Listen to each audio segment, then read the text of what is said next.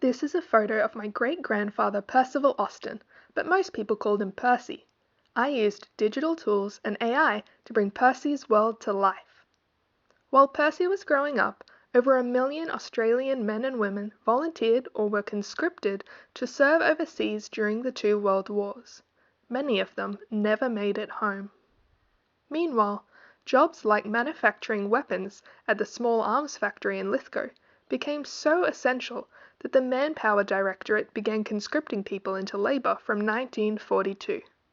Percy didn't need a conscription order to serve his country. From early in 1941, Percy worked on the milling machine at the Small Arms Factory.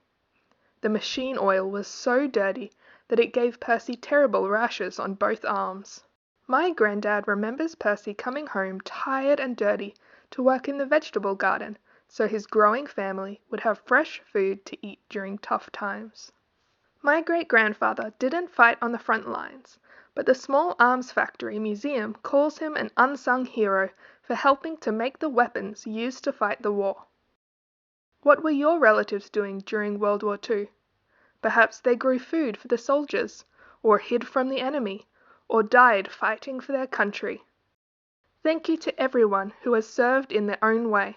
Remember our heroes, and remember to celebrate learning.